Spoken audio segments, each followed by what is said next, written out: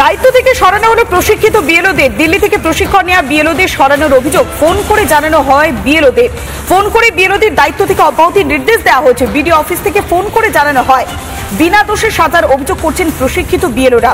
এর আগেই প্রকাশ্য সভা থেকে মুখ্যমন্ত্রী মমতা বন্দ্যোপাধ্যায় উষ্মা প্রকাশ করেছিলেন। বিএলওরা কিভাবে তারা দিল্লিতে প্রশিক্ষণ নিতে গেল, কেন তাকে জানানো হলো না, সেই প্রশ্ন তুলেছিলেন খোদ মুখ্যমন্ত্রী মমতা বন্দ্যোপাধ্যায়। তারপরেই যেন খাড়া নেমে এলো সেই সমস্ত প্রশিক্ষিত বিএলওদের ওপর। দায়িত্ব থেকে সরানো হলো প্রশিক্ষিত বিএলওদের। দিল্লি গিয়ে প্রশিক্ষণ নেওয়া বিএলওদের সরানোর অভিযোগ করা হয়েছে। ফোন করে জানানো হয়েছে বিএলওদের তাদের দায়িত্ব থেকে অব্যাহতি দেওয়া হচ্ছে। বিডিও অফিস থেকে ফোন করে জানানো হয়েছে।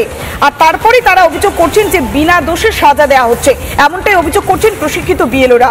আর এরপরেই রাজ্যের এই সিদ্ধান্তের কড়া ভাষায় নিন্দা করেছেন বিরোধী দলনেতা শুভেন্দু অধিকারী।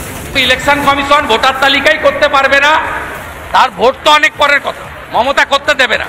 অলরেডি 1000 বিএলও যারা ট্রেনিং নিয়েছে, এই মনোজ পল তাদের উপর চাপ দিচ্ছে ডিএমদের যে চেঞ্জ করে দাও। বিডিওদের কাছে ইনস্ট্রাকশন চলে গেছে, ও চেঞ্জ করতে পারে না।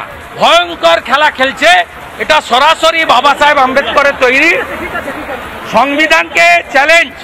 এটা ইলেকশন কমিশন বুঝুক, আমরা তো প্রত্যেক দিন বুঝছি।